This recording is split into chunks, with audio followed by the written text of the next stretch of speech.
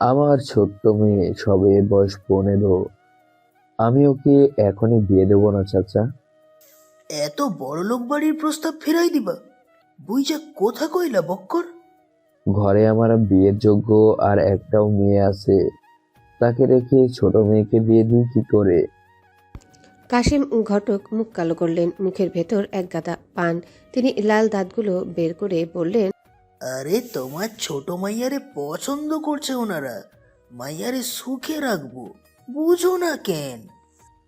এত সব দরকার নেই, আপনি এখন যান। আমি এ বিষয়ে আর কথা বলতে চাচ্ছি না। কাশেম চাচা নিজের রাস্তা ধরলেন, একবার পিছু ফিরে বললেন, আর একবার ভাইবা দেখো বক্কর, সোনায় ঢাইক্কা থাকবো তোমার মাইয়া। আরে এত সুখ টিনের ঘরে পাইবো না।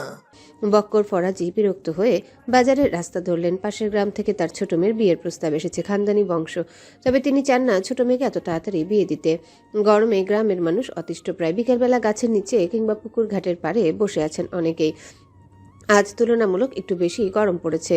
ফিরোজা বেগম সবে রান্না সেরে পাকঘর থেকে বের হলেন। মাটির ঘরের সামনে তার ছোট ছেলে ফাহাদ খেলনা দিয়ে খেলছে। তিনি মৃদু হেসে কপালের ঘাম শাড়ির আঁচল দিয়ে মুছে ঘরে ঢুকলেন। চারিপাশে চোখ বুলিয়ে দুই মেয়েকে খুঁজেও পেলেন না। কপাল কুঁচকে এলো তার। তিনি ঘর থেকে বেরিয়ে গলা ছেড়ে ডেকে উঠলেন মেয়েকে। ময়ূরী, কই তুই? খানিকক্ষণ পর বাড়ির পেছন দিক থেকে এক কিশোরী মেয়ের পায়ে নুপুরের শব্দ কানে ভেসে এলো। তিনি পাশ ফিরে তাকাতেই ময়ূরী খিলখিল করে হেসে উঠল। হাতের শাপলাগুলো দেখিয়ে বলল, মা, পুকুরে শাপলা ফুটেছে, দেখেছো তুমি? ফিরোজা বেগম চাপা দীর্ঘশ্বাস ফেলে মেয়ের নিকট এগিয়ে এলেন। মেয়েকে ভালো করে পর্যবেক্ষণ করে কোমরে হাত রেখে রাগ দেখিয়ে বললেন, পুকুরে কেন নেমেছিলি? মধু কোথায়? আপাতত বাড়িতেই নেই মা। সে ঢঙ্গি গেছে কই? ময়ূরী জানে না বোন কোথায় গেছে। সে শাপলাগুলো ছোট ভাইয়ের সামনে রেখে উঠোনে সোজা হয়ে দাঁড়ালো। কলপাড়ের দিকে যেতে গিয়ে আবারও পিছু ফিরে মায়ের ক্লান্ত বদন পানে তাকিয়ে বলল, ও মা, আমাকে একটা কাপড় বের করে দাও না ঘর থেকে। ফিরোজা বেগম বিরক্ত হয়ে ঘরে ঢুকলেন। মেয়ের জন্য একটা কাপড় বের করে কলপারে এগিয়ে দিয়ে এলেন। ময়ূরী গোসল সেরে বের হলো। ছোট ভাই ফাহাদ বোনকে দেখে গুটি গুটি পায়ে এগিয়ে এলো উঠানের মাঝখানে। ময়ূরী ভেজা জামা কাপড়গুলো ছড়িয়ে দিচ্ছিল দড়িতে। হঠাৎ শাড়ির আঁচলে টান লাগায় মাথা নিচু করলো। ছোট ভাইকে এমন মায়া মায়া চোখে ঠোঁট ফুলিয়ে তাকিয়ে থাকতে দেখে মুচকি এসে কোলে তুলে নিল। গায়ে জায়গায় জায়গায় মাটি লেগে আছে। সে ভাইয়ের গাল টেনে দিয়ে বলল, তোকে কতবার পরিষ্কার করে দেবো ভাই, এত মাটি দিয়ে কেন খেলিস? ফাহাদ বোনের গলা জড়িয়ে ধরে গালে ছোট্ট করে চুমু খেলো। ময়ূরী হাসলো। বাচ্চাটা বলল, তুমি গোসল করছো? ময়ূরী মাথা নাড়ল। ফাহাদ বলল, চলো বাইরে ঘুরতে যাই। ফিরোজা বেগম শলার ঝাড়ু হাতে নিয়ে মগে করে পানি একটু একটু করে উঠোনে ছিটিয়ে দিচ্ছিলেন। ছেলের কথা কানে আসতে বললেন, খবরদার, কেউ বাড়ির বাইরে পা রাখবি না। তোর আব্বা জানলে রাগ করবেন। ময়ূরী লক্ষ্মী মেয়ের মতন মাথা নেড়ে ভাইকে নিয়ে তাদের বাড়ির পুকুর পাড়ে এলো। পুকুর পাড়ে বড় একটা জাম গাছ আছে, আর সেই গাছে ময়ূরীর আব্বা একটা দোলনা বেঁধে দিয়েছেন। পুকুরের এক কোণায় তাদের ছোট একটা নৌকা বাঁধা। ময়ূরীদের বাড়িটা বেশি বড় নয়। এই তো বাড়ির পাশে একটা ছোট্ট পুকুর, উল্টো পাশে সবজির বাগান, আর বাড়িতে টিনের দুটো মাঝারি সাইজের ঘর, আর রান্নাঘরের সামনে একটা মাটির ছোট ঘর। মাঝে আছে উঠোন। কোনো রকম মাটির ঘরে ছোট্ট একটা সোনার সংসার। ময়ূরীর বাবা বক্কর ফরাজি, তিনি পেশায় কৃষক হলেও বাজারে তার একটা চায়ের দোকান আছে, সেটা তিনি রাতে চালান। সংসারটা ভীষণ ছোট। দুই মেয়ে এক ছেলে নিয়ে দুজনের ছোট সংসার। বড় মেয়ে মধু, সে ইন্টার পরীক্ষা দিয়েছে এবার। ছোট মেয়ে পঞ্চদশী দিলরুবা, তবে ভালোবেসে সবাই ময়ূরী বলে ডাকে। সে 10ম শ্রেণীর ছাত্রী। আর একমাত্র ছেলে ফাহাদ, সে বাচ্চা, বলতে গেলে একটা বিচ্ছু, বয়স সবে 3। ময়ূরী ভাইকে নিয়ে দোলনায় বসলো। ফিরোজা বেগমের কিছু মনে পড়তে তিনি উঠোন ঝাড়ু দিতে দিতে আর চোখে ছেলে মেয়েদের দিকে তাকিয়ে বললেন, ময়ূরী, তোর আব্বা তো আজকে ক্ষেত দেখতে যায়নি। ভাইকে নিয়ে একটু পেছনের রাস্তা দিয়ে দক্ষিণ দিকের ক্ষেতে গিয়ে দেখতো তোর আব্বা কই।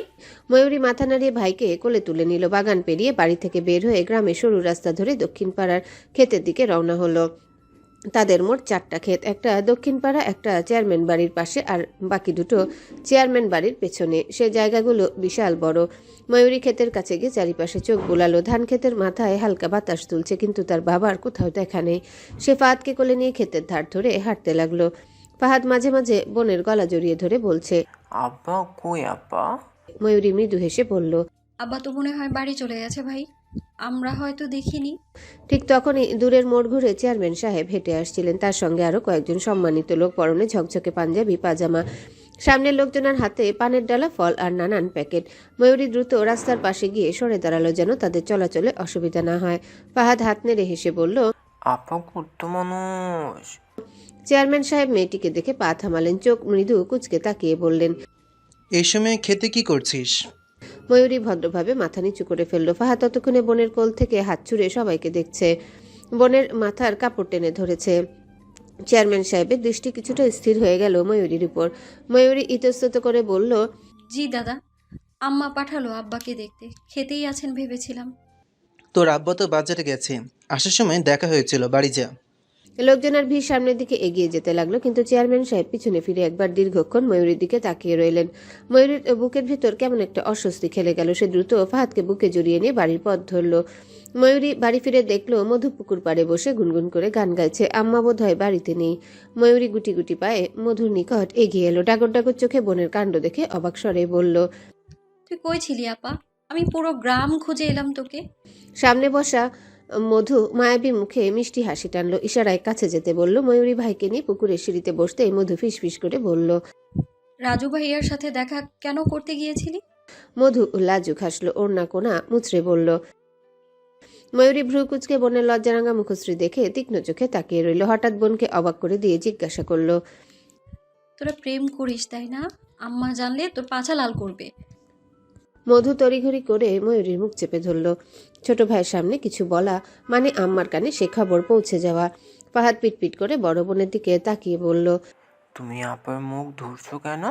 মধু শুকনো ঢোক গিলল। মেয়েটার ঘাম ছুটে গেছে। ভয়ে ময়ূরী উঠে দাঁড়ালো। একবার বোনের দিকে আর চোখে তাকিয়ে গলা শক্ত করে বলল, ধ্বংসের খেলায় নামিস না আপা।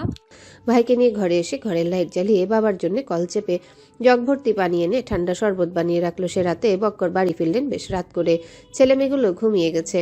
ফিরোজা বেগম চিন্তিত ছিলেন ভীষণ। স্বামীকে বাড়িতে ফিরতে দেখে যেন প্রাণ ফিরে পেলেন। বক্কর কলপাট থেকে পরিষ্কার হয়ে ঘরে ঢুকলেন।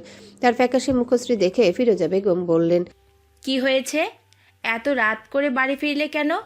বক্কর দীর্ঘশ্বাস ফেলে ফ্যানের নিচে বসলেন, বললেন, বাজারে বোধহয় দোকানটা আর রাখতে পারবো না। কালকে রাতে দোকানের সব জিনিস চুরি হয়ে গেছে। ফিরোজা বেগম আতকে উঠলেন, কিছুটা উচ্চস্বরে বললেন, এ কি বলছো তুমি? চুরি হয়েছে মানে? হ্যাঁ, চুরি হয়েছে। কে করলো এই কাজ? চায়ের দোকানে আর কি বা আছে চুরি করার? নিশ্চিত কচি চোর করেছে। ভাবছি কালই চেয়ারম্যান বাড়ি যাব, বিচার না দিলেই নয়। শহর থেকে চেয়ারম্যান বাড়ির ছেলে মিসবাহ তাহসিন সওদাগর ফিরেছে আজ। চাকরির সুবাদে সে ঢাকায় থাকে। গত বছর কোরবানি ঈদে এসেছিল, তারপর যে গ্রাম ছাড়ল আর পা বাড়ালো না এদিকে। চেয়ারম্যান বাড়ির হইচই লেগে আছে। জমিদারদের মতো বিশাল বাড়িখানে আজ মানুষ দিয়ে গিজগিজ করছে। তাহসিন এসেছে বোনের বিয়ের জন্য। আজ পাত্রপক্ষ বোনকে দেখতে আসবে। আত্মীয়র মধ্যে বিয়ে হচ্ছে বিধায় তেমন কোনো চাপ নেই। তাহসিনের সাথে তার খালাতো ভাই আদনানও এসেছে। তারা দুজনেই ঢাকায় থাকে। এত রাস্তা জার্নি করে দুজনেই বেশ ক্লান্ত। তাহসিনের মা অরুণিমা বেগম দুপুরের খাবার সার্ভ করছেন। তাহসিন ও আদনান ফ্রেশ হয়ে সবে খেতে বসেছে। নূপুর ভাইয়ের পাশে বসে আর চোখে মায়ের দিকে তাকিয়ে বলল, ভাই, তুমি এবার অনেকদিন থাকবে না? তাহসিন খাওয়ার মাঝে গম্ভীর কণ্ঠে বলল। আসি। নূপুর খুশিতে গদগদ হয়ে বলল, তাহলে এবার একেবারে বিয়েটা করেই গ্রাম ছাড়বে? তাহসিন কোনো জবাব দিল না। নূপুর মুখ বাঁকিয়ে আদনানের দিকে তাকালো। আদনান দিন দুনিয়া ভুলে খাওয়ায় মন দিয়েছে। নূপুর নাক সিটকে বলল, আদনান ভাই, তুমি এমন গরুর মতো খাচ্ছ কেন? আদনান বিরক্ত হয়ে নূপুরের দিকে তাকালো। কি সমস্যা তোর? তোর ভাই করল্লা খাইয়ে খাইয়ে আমার পেট খারাপ বানিয়ে ফেলেছে। কতদিন পর ভালো মন্দ খাচ্ছি তুই জানিস? ভাই তোমাকে করলা কেন খাওয়ায়? তোর ভাই 3 বেলা করল্লা দিয়ে ভাত খায়। শালা কিপটা, বাজারে গেলে কি কি যে কেনে তোর ধারণার বাইরে। নূপুর নখ কামড়ে ভাইয়ের দিকে তাকালো। ভাই তার করল্লা খাওয়া শুরু করেছে কবে থেকে? ভাইয়ের গম্ভীর মুখ দেখে জিজ্ঞাসা করার সাহস হলো না তার। ছোট চাচার মেয়ে কনক কোত্থেকে যেন ফিরল বাড়িতে। খাওয়ার ঘর থেকে কথোপকথনের শব্দ কানে আসতেই উকি মেরে দেখলো তাহসিন এসেছে। খুশিতে চোখ দুটো চিকচিক করে উঠল। তাড়াহুড়ো করে ঘরের ভেতর ঢুকতে গেলে নিচে পানি ভর্তি কলসির সাথে বাড়ি খেয়ে ঠাস করে নিচে পড়ে গেল। তার চিৎকারের শব্দ শুনে হতভম্ব হয়ে তাকালো সবাই দিকে। নূপুর দৌড়ে এলো নিকটে। অরুণিমা বেগম বিচলিত হয়ে আছে। এগিয়ে আসতে কনক ব্যথায় ডুকরে উঠল। নূপুর কনকের কোমরে হাত বুলিয়ে বলল, পড়ে গেলে কি করে? কনক কোমরে হাত রেখে নাক টেনে বলল, দরজার সামনে কলসি রাখলো কে? আল্লাহ, আমার কোমরটা ভেঙে গেল। নূপুর চিন্তিত হয়ে মায়ের দিকে তাকালো। পূর্ণিমা বেগম মেয়ের সাহায্য নিয়ে কনককে উঠিয়ে টেবিলের সামনে চেয়ারে এনে বসালেন। কনক নাক টেনে টেনে তাহসিনের দিকে তাকালো। তাহসিন চোখ তুলে একবারও তাকালো না তার দিকে। অভিমান হলো কনকের। অরুণিমা বেগম বললেন, কিরে, বেশি ব্যথা পেয়েছিস? কনক মাথা নাড়িয়ে বলল, খুব। দেখে শুনে হাঁটতে পারিস না? তিনি দীর্ঘশ্বাস ফেলে তাহসিনকে বললেন, আব্বা, আর কিছু নিবা? তাহসিন মাথা নাড়িয়ে না করলো। তিনি নূপুরকে বললেন, ভাইদের কিছু লাগলে এগিয়ে দিস, আমি একটু আসছি। অরুণিমা বেগম খাওয়ার ঘর থেকে বেরিয়ে গেলে কনক তাহসিনের দিকে তাকায়, কিছুটা অভিমানী গলায় বলে। তাহসিন ভাই কেমন আছেন? তাহসিন আর চোখে তাকায় বলে, আলহামদুলিল্লাহ। আপনি জিজ্ঞেস করবেন না আমি কেমন আছি? আদনান মাঝ থেকে কথা কেটে বলল, ভালো না থাকার কি আছে? এমন বাদরের মতো মোড়াচ্ছিস কেন? কনক রেগে তাকালো, নাক ফুলিয়ে বলল, আমি তোমার সাথে কথা বলছি না, তুমি কেন বা হাত বেয়াদব, বড়দের সাথে কিভাবে কথা বলতে হয় জানিস না? হঠাৎ তাহসিনের ফোনে একটা মেসেজ এলো। সে আর চোখে সেদিকে তাকিয়ে ওদের থামিয়ে দিল। হাত ধুয়ে চেয়ার ছেড়ে উঠে দাঁড়ালো। আদনানকে বলল, খেয়ে আমার ঘরে আয়, দরকার আছে। সন্ধ্যার সময় বাড়ির বড় ছেলে মাহতাব সওদাগর ফিরল। সে বংশের বড় ছেলে, এবার এমপি হয়েছে, রাজনীতির সাথে জড়িত। লম্বা চওড়া শ্যামবর্ণে সুদর্শন পুরুষ, বয়স 33-এর। ঘরে তাহসিন ফিরেছে বলে সে তাহসিনের ঘরের দিকে রওনা দিল। তাহসিন কলে কথা বলছিল। মাহতাবের কণ্ঠস্বর শুনতে নিঃশব্দে কল কেটে দিল। মাহতাব ভাইকে বুকে জড়িয়ে ধরতেই তাহসিনও হাত রাখলো পিঠে। কি খবর তাহসিন? তাহসিন মৃদু হেসে জবাবে বলল, ভালো চলছে। তোমার কি খবর ভাই? রাজনীতি নিয়ে আছি ভালোই। বাদ দে, খাইছিস রাতে? হ্যাঁ, তুমি খাওনি? খাইতে যাব এখন, পেটে ইঁদুর দৌড়াতেছে, আমি খাই আসতেছি। তাহসিন মাথা নাড়িয়ে সম্মতি জানালো। মাহতাব প্রস্থান করতেই তাহসিন কপালে ভাঁজ ফেলল। ঠোঁট কামড়ে কিছুক্ষণ নীরব থেকে কি যেন ভাবলো। তারপর দীর্ঘশ্বাস ফেলে পুনরায় কল আলাপে ব্যস্ত হলো। ভোর সকাল, সবে আলো ফুটতে শুরু করেছে চারিপাশে। আকাশে পাখিগুলো কিচিরমিচির শব্দ করে উড়ে বেড়াচ্ছে। চেয়ারম্যান বাড়ির বিশাল গেট পেরিয়ে বের হলো তাহসিন। প্রতিদিন সকালে তার হাঁটতে বের হওয়ার অভ্যাস আছে। প্রতিদিনের মতো আজও সে হাঁটতে বের হয়েছে। গায়ে হালকা ছাই রঙের একটা গেঞ্জি আর ট্রাউজার। সকালের মোহনায় পরিবেশ চোখে আটকে আসছিল। পশ্চিম দিকের পুকুর ঘাটের কাছে আসতে হঠাৎ পা থেমে গেল তার। কপালে ভাঁজ ফেলে ঘাটের সিঁড়ির দিকে নজর যেতেই দেখতে পেল একটা ছোট্ট বাচ্চা খিলখিল করে হাসছে। আর ঠিক তার সামনে এক অচেনা কিশোরী কন্যা ভেজা গায়ে শাপলা ছিঁড়ে এনে বাচ্চাটার সামনে রাখছে। গাঢ় নীল রঙের শাড়িটা ভিজে গেছে। মাথার দুই পাশে বেনুনি গাঁথা লাল ফিতা দিয়ে, গালে এক অদ্ভুত রক্তিমাভা। মেয়েটা নিজেও বাচ্চাটার সাথে খিলখিল করে হাসছে। পায়ের নুপুরের শব্দে চারিপাশটা অদ্ভুতভাবে থমকে আছে। তাহসিন কপাল কুঁচকে ফেলল। এই মেয়েকে এই গ্রামের মেয়ে বলে তো মনে হচ্ছে না। চিনতে পারছে না সে। হঠাৎ মেয়েটা চোখ তুলে উপরে তাকালো। শ্যামবর্ণের অচেনা এক পুরুষকে দেখে কিছুটা ঘাবড়ে গেল সে। দুজনার চোখে চোখ পড়তে তাহসিন নিজেও যেন বিব্রত হলো খানিক। বাচ্চাটা তাহসিনকে দেখে কেঁদে উঠল শব্দ করে। নীরবতা ছিন্ন করে বাচ্চাটার কান্নার শব্দ কানে গিয়ে বিঁধল। মেয়েটা চমকে উঠে ভাইকে বুকে টেনে নিতে তাহসিন গম্ভীর কণ্ঠে বলল, কে তুমি? মেয়েটা শুকনো ঢোক গিলে ভাইকে কোলে নিয়ে উঠে দাঁড়ালো। তাড়াতাড়ি সিঁড়ি বেয়ে বাড়ির পথে পা বাড়ানোর সময় একবার পিছু ফিরে তাহসিনের কুচকে আসা চোখের দিকে তাকিয়ে বলল, দিলরুবা, আমি দিলরুবা ফরাজি। সকাল সকাল কোথায় গিয়েছিলি তুই? ময়ূরী কাচুমাচু করে ভেজা শরীরে দাঁড়িয়ে আছে উঠোনে। ফিরোজা বেগম রেগে তাকিয়ে আছেন মেয়ের দিকে। সকাল হতে না হতেই মেয়েটা উড়াল দিয়েছে। ময়ূরীকে কোনো উত্তর দিতে না দেখে তিনি ভীষণ রেগে গেলেন। হাতে রাখা লাঠিটা উঁচিয়ে বললেন, বলবি নাকি মেরে হাড্ডি গুঁড়ো করব? ময়ূরী আর চোখে ফাহাদের কান্না দেখে মিনমিন করে বলল, চেয়ারম্যান বাড়ির ঘাটে গিয়েছিলাম। কেন গিয়েছিলি? বাড়ি থেকে কেন বের হয়েছিস? হ্যাঁ, তোর আব্বা কি বলেছিল ভুলে গেছিস? পাখা গজিয়েছে? আম্মা, আমি কি দরকার ছাড়া কখনো বাড়ির বাইরে বের হই? ভোর সকাল বলে ভাইকে নিয়ে একটু বের হয়েছিলাম। পুকুরে শাপলা দেখে তোমার ছেলে গলা ফাটিয়ে চিৎকার শুরু করেছিল, তাই তো পুকুরে নেমেছিলাম আমি। আজকেই শেষ। এমন দুঃসাহস আর দেখাবি না। যা গিয়ে পরিষ্কার হয়ে রান্নাঘরে আয় আমার সাথে। ময়ূরী আতকে উঠে বলল, রান্নাঘরে যাব কেন? রান্না শিখতে হবে না? শ্বশুর বাড়ি গিয়ে কি করবি? পানি সেদ্ধ করে ডিম ভেজে খাইয়ে দেবো আম্মা। পানি আবার সিদ্ধ করে কিভাবে? চুলায় গরম দিলেই সেদ্ধ হয়ে যায়। ফিরোজা বেগম কপাল চাপড়ে বিরক্ত হয়ে সরে গেলেন। মেয়ে দুটো হয়েছে একদম বদের হাড্ডি। বড়টা তো কোনো কথাই শুনে না, ছোটটা হয়েছে বাদর। ময়ূরী সকাল সকাল গোসল সেরে স্কুলে যাওয়ার জন্য তৈরি হলো। খাওয়া দাওয়া শেষে বাড়ি থেকে বেরিয়ে পাশের বাড়ি মানে তার চাচার বাড়ির সামনে এসে উচ্চ স্বরে শবনমকে ডেকে উঠল। শবনম তার চাচাতো বোন, দুজন একই ক্লাসে পড়ে। খানিকক্ষণ পর বাড়ির ভেতর থেকে শবনম বেরিয়ে এলো। মুখ দেখে মনে হচ্ছে ভীষণ রেগে আছে। ময়ূরী জিজ্ঞেস করার আগে শবনম ঝাড়ি মেরে বলল, বালের জীবন, আম্মা আবার শুরু করছে চিল্লানি। দুজনে স্কুলের পথে পা বাড়িয়েছে। স্কুল বাড়ি থেকে কিছুটা দূরে। দুজনের গায়ে আকাশি রঙের বোরখা, সাদা হিজাব। ময়ূরী চোখ জোড়া তাক করলো শবনমের রাগান্বিত বদনখানায়। চাচি কেন বকেছে? আব্বা মদ গেলে কাল রাতে বাড়ি ফিরে এসে ঝামেলা করেছে। তোরা শুনতে পাসনি? আমি তো ঘুমিয়েছিলাম। কলিজা ভাজা ভাজা করে ফেললো আব্বা। এই মানুষটা একটু শান্তি দিল না। ভাইও ঢাকায় যাওয়ার পর আর খোঁজ খবর নেয় না। অশান্তি আর অশান্তি। শবনমের বাবা বক্কর ফরাজির বড় ভাই। শবনম এবং লিটন দুই ছেলে মেয়ে। তার লিটনের বয়স 23। সে ইন্টার পরীক্ষা দিয়ে ঢাকায় চাকরি নিয়েছে বছর 3 আগে। আর শবনম পড়াশোনা করছে ময়ূরীর সাথে। বাহাদুর ফরাজি নেশায় আসক্ত। কতবার বিচার হয়েছে তার ঠিক নেই। গ্রামের মানুষ ছিছি করে তাকে নিয়ে। স্বামীর কারণে তার স্ত্রী বাড়ি থেকেও বের হতে পারেন না। কত মানুষ কত কটু কথা বলে, যা তার সহ্য ক্ষমতার বাইরে। ময়ূরী মৃদুস্বরে বলল, শবনম, তোর আম্মারে আমি কাল দেখেছিলাম, কেমন কষ্টে মুখ ঢেকেছিল।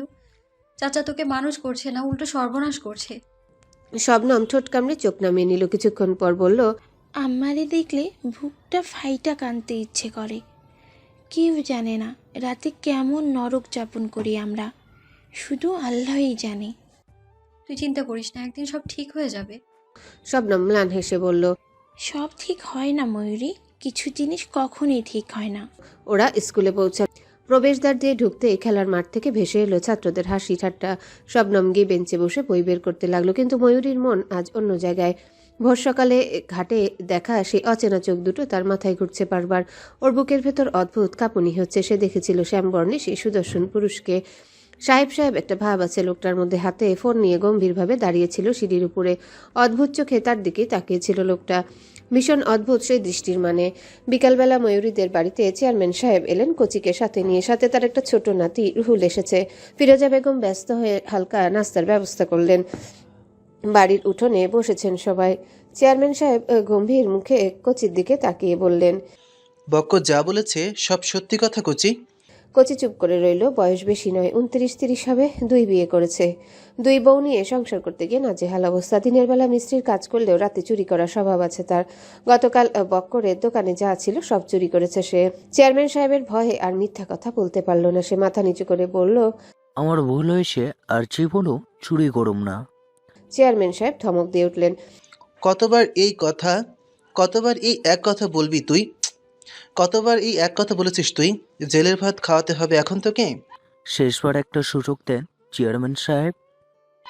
জরিমানা দিতে হবে, না হলে তোকে এবার জেলের ভাত খাইয়ে ছাড়বো আমি। চেয়ারম্যান সাহেব 15,000 টাকা জরিমানা ধরলেন। কোচির পক্ষে এত টাকা জরিমানা দেওয়া অসম্ভব। সে চেয়ারম্যান সাহেবের পা ধরে কান্নাকাটি শুরু করলো। বক্কর দীর্ঘশ্বাস ফেলে আর চোখে একবার স্ত্রীর দিকে তাকিয়ে বললেন, আমার জরিমানা চাই না চাচা, আপনি শুধু ওকে বুঝিয়ে দেন ও যেন কখনো আমার দোকানের আশেপাশে না আসে। চেয়ারম্যান সাহেব বুঝিয়ে শুনিয়ে কোচিকে শাসিয়ে বাড়ি থেকে বের করলেন। তখন সূর্য ডুবু ডুবু ভাব। চেয়ারম্যান সাহেব চেয়ার ছেড়ে উঠেছেন। রুহুল দাদার কানের কাছে গিয়ে ফিসফিস করে বলল, সন্ধ্যা হয়ে এলো দাদা, আমরা যাব কখন? চেয়ারম্যান সাহেব উত্তর দিলেন না। বক্করের সাথে বেশ কিছুক্ষণ কথা বলার পর বললেন, ময়ূরী কই? ফিরোজা বেগম বললেন, ঘরে আছে। ডাকো তো ফিরোজা, ওর সাথে একটু দেখা করে যাই। ফিরোজা বেগম ঘরে গিয়ে ময়ূরীকে নিয়ে এলেন। চেয়ারম্যান সাহেব চোখ তুলে তাকালেন ময়ূরীর দিকে। মেয়েটা একটু বেশি সুন্দর। এই গ্রামে ময়ূরী আর মধু ছাড়া কোনো কুমারী বোধ হয় শাড়ি পরে না। 2 বোন বেশ গোছালো, পরিষ্কার পরিপাটি। তিনি হাতের ইশারায় ময়ূরীকে কাছে ডাকলেন। ময়ূরী কাছে এগিয়ে এসে সালাম দিল। চেয়ারম্যান সাহেব সালামের উত্তর নিয়ে বললেন, পড়ালেখা কেমন চলতেছে ময়ূরী? ভালোই যাচ্ছে দাদা, দোয়া করবেন, সামনেই পরীক্ষা। ভালো করে পড়, আমাদের বাড়ি গিয়ে ঘুরে আসিস। ময়ূরী মাথা নাড়ল। চেয়ারম্যান সাহেব উঠে দাঁড়ালেন। বক্করের সাথে কথা বলে বাড়ি থেকে বের হয়ে গেলেন। চেয়ারম্যান বাড়ি হইচই লেগেছে। নূপুরের বিয়ে। নিয়ে 1 মাস পর বিয়ে আর বাড়ির মানুষ এখন থেকে আয়োজন শুরু করেছেন। চেয়ারম্যান বাড়িতে সদস্য সংখ্যা অনেক। চেয়ারম্যান সাহেব অর্থাৎ বোরহান সওদাগর, তার 3 ছেলে, মেজ ছেলে মারা গেছেন আরও 12 বছর আগে। বড় ছেলে রহমান সওদাগর, তিনি অসুস্থ, বিছানায় পড়েছে। ছোট ছেলে রমজান সওদাগর ক্ষেত খামারের দেখাশোনা করছেন বর্তমানে। বড় ছেলের একটাই সন্তান মাহাতাব, সে রাজনীতি করছে। মেজ ছেলের 3 সন্তান। বড় ছেলে এবং ছেলের স্ত্রী গাড়ি অ্যাক্সিডেন্টে মারা গেছে বেশ কয়েক বছর আগে। আর বাকি 2 সন্তান তাহসিন এবং নূপুর।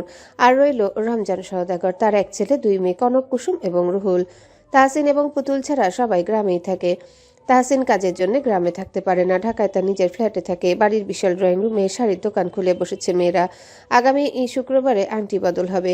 আদনান চোখ মুখ কুচকে রেখে মেয়েদের কাহিনী দেখছে। রুহুলও পাশেই আছে। হঠাৎ করে আদনান বলল, এই মেয়ে মানুষের কাম কাজ তো বুঝি না ভাই। সেই বিকাল থেকে শাড়ি দেখা শুরু করেছে, আর এখন রাত 10টা বাজতে চলল। রুহুল বলল, তুমি চোখ খুলে রাখছো কেন? বন্ধ করে রাখো।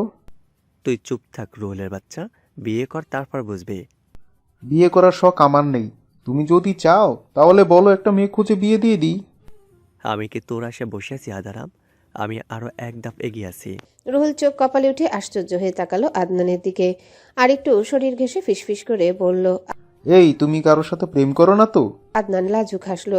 রুহুলের মনে হলো মেয়েদের মতো শুধু শুধু লজ্জা পাচ্ছে আদনান। আদনান বলল, একটা আছে, মানে যার কাছে পুতুলকে রেখে এসেছে তাও চিন। হিমি আপু? আদনান মাথা নাড়ায়। রুহুল নাক সিটকে বলে, ইস, হিমি আপু তোমার থেকে বয়সে বড়, জানো না? তো তো মানে তোমার আব্বা তোমার পুক্কি ভেঙে গলায় ঝুলিয়ে দেবে, জানো? আদনান বিরক্ত হয়ে নাক মুখ কুচকে সেখান থেকে উঠে দাঁড়ালো। হিমি তাদের টিমের একজন। বয়স আদনানের থেকে বছরের বড়। মেয়েটাকে সে পছন্দ করে চাকরিতে যোগ দেওয়ার পর থেকে।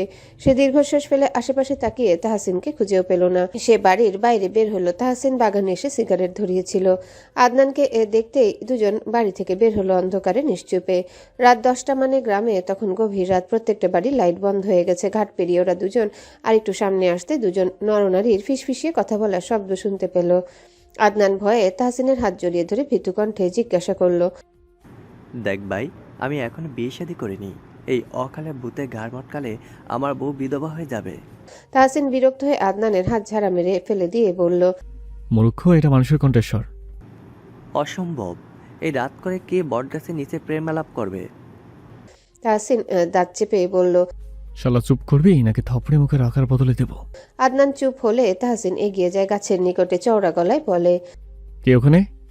সাথে সাথে তার পাশ দিয়ে কেউ দৌড়ে ছুটে গেল। তাহসিন হতভম্ব হয়ে তাড়াতাড়ি ফোনের ফ্ল্যাশ অন করে পেছনে ধরেও দেখতে পারল না কিছু। আদনান চিৎকার দিয়ে তাহসিনের পা জড়িয়ে ধরেছে। তাহসিন ফোন সামনে ধরতে বাকরুদ্ধ হয়ে গেল। অস্পষ্ট স্বরে বলল, মধুমিতা। মধু ভয়ে কাঁপছে। মেম্বারের ছেলে রাজুর সাথে তার প্রেমের সম্পর্ক। দেখা করতে এখানে এসেছিল। ভয়ে চোখে পানি চলে এসেছে। তাহসিন গম্ভীর হলো মুহূর্তে। দৃষ্টি নত করে আদনানের অবস্থা দেখে দাঁত চাপলো। উঠবি নাকি অন্য ব্যবস্থা নেব? আদনান উঠল, অমন করেই বসে রইল। সে দীর্ঘশ্বাস ফেলে গম্ভীর চোখে মধুর দিকে তাকালো। এই রাত করে এখানে কি করছো মধুমিতা? মধু আমতা আমতা করে বলল, আগে বলুন, আব্বাকে কিছু বলবেন না? বলবা না? মধু শুকনো ঢোক গিলে মাথা নিচু করে বলল, মেম্বারের ছেলে রাজু ভাইয়ের সাথে আমার একটা সম্পর্ক আছে। হোয়াট? মধু হাত একত্রিত করে বলল, দয়া করে আব্বাকে কিছু বলবেন না ভাইয়া। আব্বা জানলে আমাকে মেরেই ফেলবে। তাহসিন ধমকে উঠল মধুকে। রাগ যেন মাথায় চড়ে বসেছে। রাজুর ব্যাপারে কিছু জানো তুমি? কোন আঙ্কেল এত রাতে বাড়ি বাইরে বের হয়েছে, আবার বলছো আবাকে না বলতে? মধু ডুকরে উঠল ভয়ে। তাহসিন মাথা ঠান্ডা করে আদনানকে সাথে করে মধুকে ওর বাড়ি অবধি দিয়ে এলো। রাজুকে নিয়ে সাবধানও করলো, যত পারে তত যেন ওর থেকে দূরে থাকে। বক্কর চাচার মেয়ে যে এমন হবে সেটা তাহসিনের ধারণার বাইরে ছিল। তার আদর্শে বড় হয়ে কিনা মেয়ে কালো জগতে পা রেখেছে। রাজু এই গ্রামের মেম্বারের ছেলে। বখাটে এই গ্রামে মেয়েদের বিরক্ত করা ওর কাজ। আর সেই ছেলের সাথে কিনা মধু প্রেমের সম্পর্কে জড়িয়েছে। পরের দিন ছিল শুক্রবার। সেদিন সকালে তাহসিন আদনানকে নিয়ে ময়ূরীদের বাড়ি এলো। বক্কর হাত মুখ ধুয়ে গামছা নিয়ে মুখ পরিষ্কার করছিলেন। এত সকাল সকাল তাহসিনকে দেখে ব্যস্ত হয়ে বারান্দার চৌকিতে বসতে দিলেন। তাহসিন সালাম দিয়ে ভালো মন্দ জিজ্ঞাসা করলো। ফিরোজা বেগম রান্নাঘরে রান্না করছিলেন। তাহসিনকে দেখে চা বসিয়েছেন। বক্কর বললেন, গ্রামে কবে আসছো তাহসিন? কত বছর পর আমার বাড়িতে আসলা? তাহসিন বলল, পরশু এসেছি চাচা, ভাবলাম আপনার সাথে একবার দেখা করে আসি। ভালো করেছো। পুতুল ভালো আছে? তাহসিন মৃদু হাসলো কণ্ঠে উদাসীনতা থাকলেও হেসে বলল, আল্লাহ ভালো রেখেছে চাচা, কিন্তু ও তো গ্রামে আসতে চায় না। বাড়িতে এলে কানাকাটি করে, তাই ঢাকায় রেখে এসেছি। কি বলো এইসব? ওইটুকু মেয়ে একা ঢাকাতে থাকতে পারবে? আমার বান্ধবীর কাছে আছে, আগামী শুক্রবার চলে যাব ভাবছি।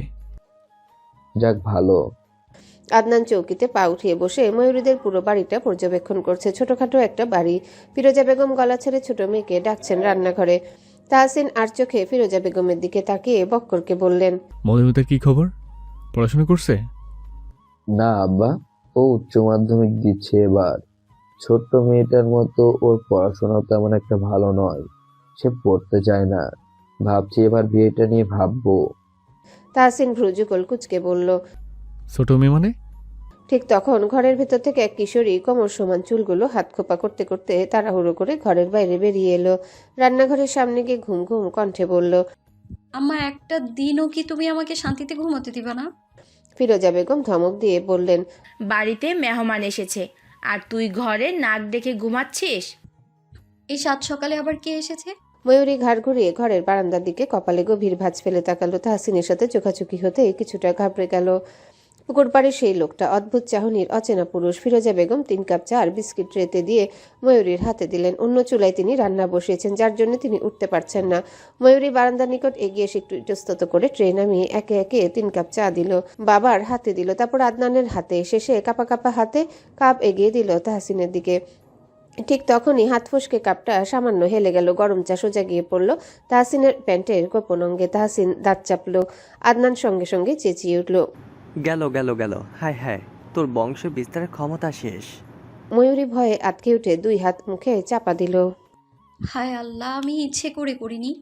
ময়ূরী হতভম্ব হয়ে তাহসিনের ধমক শুনে এক মুহূর্ত স্থির রইল। পরক্ষণে আবার ওর প্যান্টের দিকে ঝুঁকে হাত বাড়াতে গেলে তাহসিন তাড়াতাড়ি ময়ূরীর হাত শক্ত করে চেপে ধরে থামিয়ে দিল। ময়ূরী তাড়াহুড়ো করে বলল, হাত ধরলেন কেন? মুছতে দিন, না হলে পড়ে যাবে তো। তাহসিন দাঁত চেপে বলল, আর একবার হাত বাড়লে সত্যি বলছি খুব খারাপ হবে। ময়ূরী হকচকিয়ে হাত সরিয়ে নিল। চোখ বড় বড় করে তাকিয়ে আছে তাহসিনের দিকে। মুখ শুকনো, শ্বাস আটকে আসছে। আবার কি করতে যাচ্ছিল সে? লজ্জায় মুখ লাল হয়ে এলো। হুঁশ ফিরতেই আদনান বহু কষ্টে হাসি চেপে রেখেছে। ফিরোজা বেগম মুখে হাত দিয়ে ঢেকে তাকিয়ে আছেন। তার বুকের ভেতর কাঁপুনি শুরু হয়েছে। এই মুহূর্তে যদি চেয়ারম্যান সাহেব হঠাৎ এসে পড়তেন, তবে তাদের মান সম্মানটা মাটিতে মিশে যেত। তাহসিন কপালে হাত দিয়ে দাঁত চেপে দীর্ঘশ্বাস ফেললো, কণ্ঠে বিরক্তি। এই মেয়েকে আর কারোর সামনে চা ধরতে দিন না চাচা। ময়ূরী বলল, আমি আমি ইচ্ছে করে করিনি। তাহলে এখন ইচ্ছা করে আপনার প্যান্টে হাত মুছতে আসছিলে? তাহসিন তীক্ষ্ণ চোখে তাকিয়ে রইল। ময়ূরী লজ্জায় চোখ নামিয়ে নিল। ফিরোজা বেগম এবার চিৎকার করে উঠলেন, ময়ূরী, ঘরে যা, এক্ষুনি ঘরে যা। ময়ূরী চোখ নামিয়ে লজ্জায় মাথা নিচু করে দৌড়ে ঘরের ভেতর ঢুকে গেল। হৃৎপিণ্ড তখনও ধুকপুক ধুকপুক করছে তার। আজই দ্বিতীয়বার ওই লোকটার সামনে এমন লজ্জাজনক অবস্থায় পড়ল সে। বক্কর অস্বস্তি গোপন করে তাহসিনের দিকে তাকালেন। বাবা, মেয়েটা ছোট, ভুল হয়ে গেল। তাহসিন মৃদু কপাল চুলকে গম্ভীর গলায় বলল, ভুল মানুষের মাত্রই হয়, ঠিক আছে, সমস্যা নেই। তাহসিন উঠে দাঁড়ালো। আর চোখে ঘরের জানালার দিকে তাকাতেই ময়ূরীর সাথে চোখাচোখি হয়ে গেল। মেয়েটা তাড়াতাড়ি আড়াল করে নিল নিজেকে। তাহসিন শুকনো ঢোক গেলে বক্করের থেকে বিদায় নিয়ে বাড়ি থেকে বের হলো। ভাবলো পুকুর থেকে গোসল সেরে বাড়ি ফিরবে, না হলে সবার হাজারটা প্রশ্নের উত্তর সে দিতে পারবে না। আদনান আজ লুঙ্গি পড়েছিল, সেটা একপাশে ধরে হাঁটছে আর তাহসিনকে খেপাচ্ছে। ঘাটের কাছে আসতেই আদনান বলল, অনুভূতি কেমন ছিল বাবু? গরমে জ্বলছে নাকি হাতের ছোঁয়ায়? তাহসিন গায়ে শার্টটা খুলে সিঁড়িতে রেখে হঠাৎ পিছু ঘুরে দাঁড়ালো। আশেপাশে একবার চোখ বুলিয়ে খপ করে আদনানের লুঙ্গির গিট ধরে টান দিয়ে খুলে ফেলে বলল, সোয়াটা ভালো লেগেছে। বলেই ঝাঁপিয়ে পড়ল পুকুরে। আদনান চিৎকার দিয়ে তাড়াতাড়ি লুঙ্গি উঠিয়ে গলা ফাটিয়ে বলল, হারামি, তোর কপালে বউ নেই, আমার ইজ্জত নিয়ে খেলছিস তুই? আদনানের কথা শেষ হতে পেছন থেকে এক বয়স্ক মহিলা লাঠি ভর দিয়ে পাশে দিয়ে যাচ্ছিলেন। সামনে পা বাড়ানোর আগে আদনানকে উদ্দেশ্য করে বললেন, কালা চাঁদ দেইখা ফালাইছি। আদনান বেককলের মতো তাকিয়ে রইল মহিলার দিকে। কালা চাঁদ মানে? সে হঠাৎ লুঙ্গি খুলে উকি মারল ভিতরে। তৎক্ষণাৎ নাক সিটকে বিড়বিড় করে বলল, কালা চাঁদ বলল কেন? এটা তো শ্যামলা চাঁদ। পরক্ষণে ভাবলো তাহসিনকে একবার দেখিয়ে জিজ্ঞাসা করবে আসলেই কালা নাকি শ্যামলা। পরমুহূর্তে নিজের ভাবনায় বিরক্ত সেও ঝাঁপিয়ে পড়ল পুকুরে। লুঙ্গির গিট আলগা থাকায় লাফ দেওয়ার সাথে সাথে মাথার উপর দিয়ে লুঙ্গি খুলে ভেসে উঠল। তাহসিন লুঙ্গিটা নিয়ে সিঁড়িতে উঠে দাঁড়ালো। আদনান পানির নিচ থেকে উঠে তাকাতে দেখে তাহসিন সিঁড়ির উপর দাঁড়িয়ে লুঙ্গি ঘোরাচ্ছে হেলিকপ্টারের মতন। তাহসিন গম্ভীর মুখে বলল, এইটা এখন পতাকা, বগুড়ার ঘাটে আজ থেকে এটাই উড়ানো হবে। আদনান চিৎকার করে উঠল, বাইরে ফাজলামি করিস না। আমার প্যান্টও নাই, জাঙ্গিও নাই, লুঙ্গিও নাই। আমি এখন জাতীয় নগ্ন প্রতিযোগিতার বিজয়ী। চিন্তা করিস না, তোর লঙ্গি আমি ফেরত দেব, তবে শর্ত আছে। শর্ত? আবার কি শর্ত? তাহসিন ধীর কণ্ঠে বলল। ঘাটে ধরে 3 বার জোরে জোরে বলতে হবে, আমারটা কালা, আমারটা শ্যামলা। আদনান রাগে দাঁত কিরমির করে বলল। হারামজাদা, তুই আমারে রাস্তায় নাচাইতে চাইছিস? ঠিক তখনই পুকুরের ধারে দুজন বাচ্চা ছেলেপিলে এসে দাঁড়িয়ে হেসে বলল। চাচা চাচা, আপনার কালা চাঁদটা একটু দেখান না। আদনান পানির নিচ থেকে শুধু চোখ দুটো বার করে তাকিয়ে থাকলো, দাঁতে দাঁত চেপে বলল। তাহসিন, তোরে আমি ছাড়বো না। তাহসিন হেসে লুঙ্গি কাঁধে ফেলে বাড়ির দিকে হাঁটতে লাগলো। আদনান চিৎকার করে উঠল। একদিন আমারও সময় আসবে হারামি, তোকে দেখে নেব আমি। সওদাগর বাড়িতে দুপুরে খাবারের আয়োজন করা হচ্ছে। মাহতাবের বড় বউ আফিয়া ব্যস্ত হাতে রান্নাঘর সামলাচ্ছে। শরীরটা তার ভালো না থাকলেও জোর করেই করতে হচ্ছে। কাজের মেয়েটা আজকাল ভীষণ দেমাগ দেখায়। ছোট চাচা শ্বশুরের জন্য কিছু বলতেও পারে না সে। কিছু বললে যেন তিনি পিছনে লেগে পড়েন। আফিয়া শাড়ির আঁচল দিয়ে কপালের ঘাম মুছে হাত চালালো। নূপুর রান্নাঘরে ঢুকে ভাবিকে দেখে ভীষণ মায়া লাগলো। তার গায়ের ওড়না খুলে শরীরে মুড়িয়ে এগিয়ে গিয়ে বলল। বড় ভাবি, কি কাজ করতে হবে বলো? আজ তুমি আর আমি মিলে রান্না করব। আফিয়া ক্লান্ত চোখে নূপুরের দিকে তাকালো। ঠোঁটে জোরপূর্বক হাসি টেনে বলল। তুই বলেছিস এই অনেক, এত গরমের মধ্যে এখানে থাকতে হবে না, তুই বাইরে যা। নূপুর মুখ বাঁকিয়ে নিচে বসে ডালায় রাখা রসুন ছিলতে ছিলতে বলল। বারে, তোমার বুঝি গরম লাগে না? ছোট ভাবি সারাদিন পায়ের উপর পা মিলে দিয়ে ঘরে আরাম করে, আর তুমি সারাদিন এই রান্নাঘরে পড়েই থাকো। আফিয়া মুচকি হাসলো, তবে সেই হাসিতে সুখ নয় দুঃখ ছিল। তবুও বলল। তোর ভাইয়ের আদুরে ভালোবাসার বউ সে, একটু তো যত্নে থাকবেই। নূপুর চোখ তুলে ভাবির দিকে তাকালো। তোমার খুব কষ্ট হয় তাই না বড় ভাবি? নিজের স্বামীকে অন্য এক নারীর সাথে শেয়ার করা কত কষ্টের। সুখ কপালে নেই বোন, আমার কপালটাই খারাপ। নূপুর আর কথা না বাড়িয়ে কাজে মন দিল।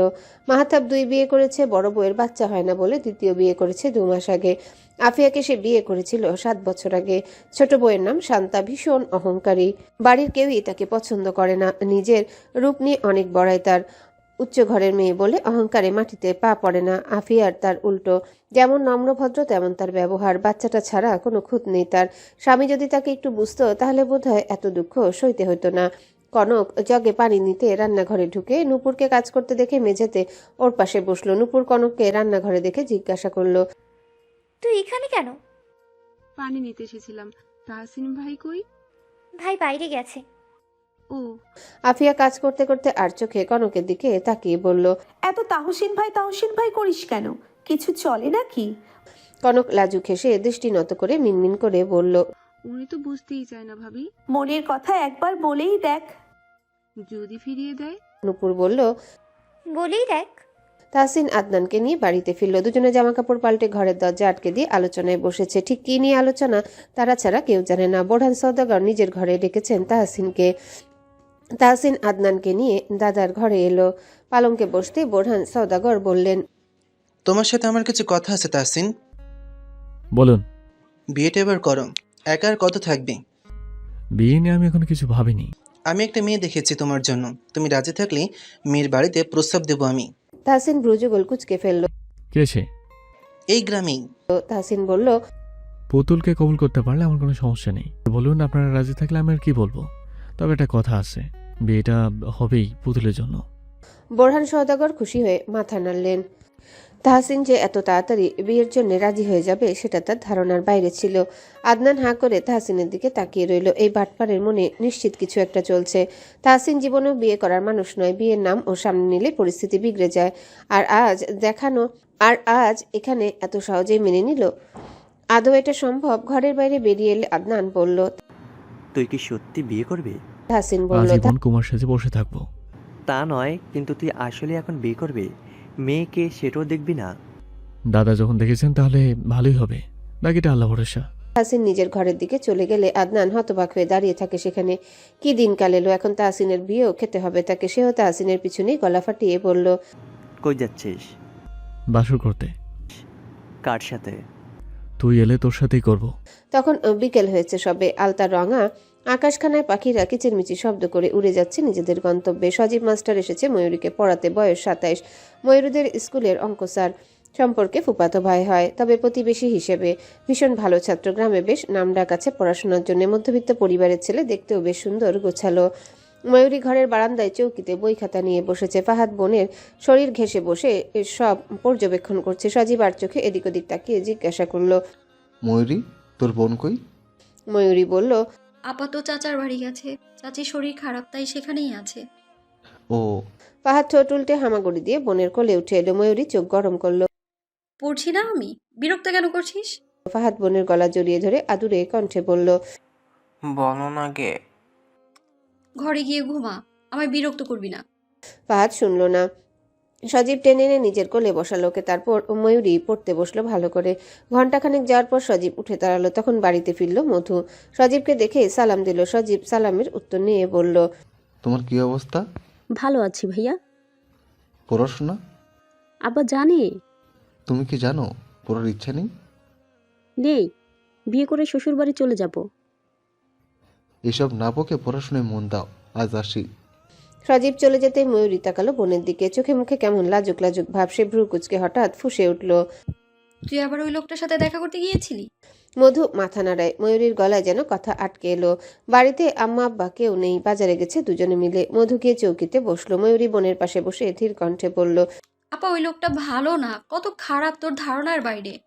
মধু হঠাৎ রেগে বলল, খারাপ খারাপ করছিস কেন? খারাপের কি দেখেছিস? এমন কিছুই দেখেছি যা আমি মুখে বলতে পারবো না। ওই লোকটা তোর সুন্দর জীবনটা ধ্বংস করে ফেলবে। করলে করুক, সেটা আমার ব্যাপার। ওকে নিয়ে আর একটাও কথা বলবি না। মধু রেগে ঘরের ভিতর চলে গেল। ময়ূরী দীর্ঘশ্বাস ফেললো। বোন যে বড় একটা বিপদে পড়বে এটা সে বুঝতে পারছে, কিন্তু কি করবে সে? আম্মা কিংবা আব্বাকে বললে মেরেই ফেলবে। আকাশে হঠাৎ 1 ফোঁটা 2 ফোঁটা করে বৃষ্টি নামলো। তারপর মুহূর্তের মধ্যে ঝুম বৃষ্টি শুরু হলো। বাতাসে কাঁপছে তালপাতা। রান্নাঘরের ছনের ছাউনি থেকে চুয়ে পড়ছে পানি। ময়ূরী চমকে উঠে ছুটে গেল উঠোনে রাখা কাপড় তুলতে। মধু তখনও ঘরে বসে আছে মুখ ভার করে। ঠিক এমন সময় দরজার বাইরে থেকে জোরে একটা আওয়াজ ভেসে এলো। এই বাড়িতে কেউ আছে? ময়ূরী এর দরজার দিকে তাকিয়ে থমকে গেল। বাড়ির সামনে দাঁড়িয়ে আছেন চেয়ারম্যান সাহেব, সঙ্গে তাহসিন, এমপি মাহাতাব ভাই, আদনান, আরো দুজন লোক। চেয়ারম্যান বাড়ির সবাই সাদা পাজামা পাঞ্জাবি পরে এসেছে। বৃষ্টির পানিতে সবার শরীর ভিজে যাচ্ছে। মাথা থেকে পানি গড়িয়ে পড়ছে কপালের উপর দিয়ে। ফিরোজা বেগম তখনও বাজার থেকে ফেরেনি। বাড়িতে শুধু ময়ূরী, ফাহাদ আর মধু। দাদা ভেতরে আসেন, বাইরে তো খুব বৃষ্টি। বোরহান সওদাগর গম্ভীর মুখে ভেতরে ঢুকে আসন নিলেন। তাহসিন, মাহাতাব আর আদনানও ভেতরে ঢুকলো। তাহসিন হতবাক হয়ে দাদার দিকে তাকিয়ে আছে। চোখের ইশারায় কিছু যেন বলল, তবুও দাদা কোনো উত্তর দিলেন না। ময়ূরী আঁচল দিয়ে মাথা সহ শরীর ঢেকে দূরে দাঁড়িয়ে পড়ল। আব্বা আম্মা কেউ তো বাড়িতে নেই। কখন আসবে? চলেই আসবে বোধহয়। মধুমিতা বাড়িতে আছে? হ্যাঁ। ময়ূরী কি করবে বুঝে উঠতে পারল না। মধু তাহসিনকে দেখে নিজের ঘরের দরজা লাগিয়েছে ভয়ে। ময়ূরী আর চোখে তাহসিনের দিকে তাকালো। লোকটা 2 দিন ধরে তাকে ঘুমাতে দিচ্ছে না। যখনই চোখের পাতা বন্ধ করে তখনই লোকটার গম্ভীর সুন্দর আননখানা চোখের সামনে ভেসে ওঠে। ময়ূরী ভ্রু কুচকে খুঁটিয়ে খুঁটিয়ে দেখলো তাকে। লম্বা চওড়া শ্যামবর্ণের লোকটাকে সাদা পাঞ্জাবিতে বেশ লাগে। লোকটা সুন্দর, একটু বেশি সুন্দর। সে শুকনো ঢোক গিলে লাজুক দৃষ্টি সরিয়ে নিল। ফাহাদকে আদনান কোলে নিয়ে নাক টানছে, তো আবার ঠেসে ধরে চুমু খাচ্ছে গালে। বাচ্চাটা ভীষণ আদুরে। ময়ূরী ভ্রু কুচকে আদনানের কাজ দেখলো। তার রাগ হলো ভীষণ। বাচ্চাদের এমন করে চুমু খেতে দেখলে তার বিরক্ত লাগে। বৃষ্টি বাড়লো। ময়ূরী ঘরে গিয়ে বিস্কিট আর কিছু শুকনো খাবার এনে রাখলো চৌকিতে। হঠাৎ এত মানুষ কেন এলো বাড়িতে বুঝতে পারছে না। মিনিট 10 পর বাড়িতে ফিরলেন বক্কর এবং ফিরোজা বেগম। বাড়িতে ফিরে চেয়ারম্যান বাড়ির এত মানুষকে দেখে দুজনেই অবাক হলেন। বক্করকে দেখে বোরহান সওদাগর বললেন, কই ছিল? সেই কখন থেকে বসে আছি। ফিরোজা বেগম মেয়েকে নিয়ে ঘরে ঢুকলেন। বক্কর চেয়ার টেনে বসলেন বারান্দায়।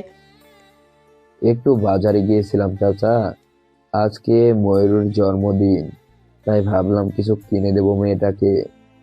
ভালো ভালো, কিছু কথা ছিল তোমার সাথে। কি বলবেন চাচা? দেখো, আমি ঘুরিয়ে পেঁচিয়ে কথা বলতে পারি না। আজ আমি তোমার কাছে একটা প্রস্তাব নিয়ে এসেছি। বক্কর আশ্চর্য হয়ে তাকিয়ে রইলেন। বোরহান সওদাগর বললেন, আমি তাহসিনের জন্য তোমার ছোট মেয়ের হাত চাইছি। ময়ূরীকে আমার নাতবউ হিসেবে পছন্দ হয়েছে। বক্কর স্তব্ধ হয়ে বসে রইলেন। এমন সময় চেয়ারম্যান সাহেবের এমন প্রস্তাব যেন কিছুতেই মানতে পারছেন না। তাহসিন হাত মুঠো করে কপালে ঠেকিয়ে মাথা ঝুঁকিয়ে রেখেছে। মাহাতাব নিঃশব্দে হাত রাখলো তাহসিনের কাঁধে। আজ দাদার ঘরে বেশ কথা কাটাকাটি হয়েছে তাহসিন আর দাদার মধ্যে। বক্কর চুপ করে রইলেন। কি বলবেন ঠিক বুঝে উঠতে পারছেন না। চেয়ারম্যান সাহেবকে মানা কি করে করবেন। তিনি শুকনো ঢোক গিলে কথা গুছিয়ে নিলেন। বললেন, মাফ করবেন চাচা, আমার মেয়ে এখনো অনেক ছোট, স্বামী সংসার বোঝার মতো বয়স হয়নি তার। পড়াশোনা করছে, করুক। এখনই এই বিষয়ে বিয়ের চাপটা আমি দিতে চাই না। বোরহান সওদাগর হাসলেন। তিনি জানতেন বক্কর এমনটাই বলবেন। তিনি বললেন, তোমার মেয়েকে পড়াবো আমি।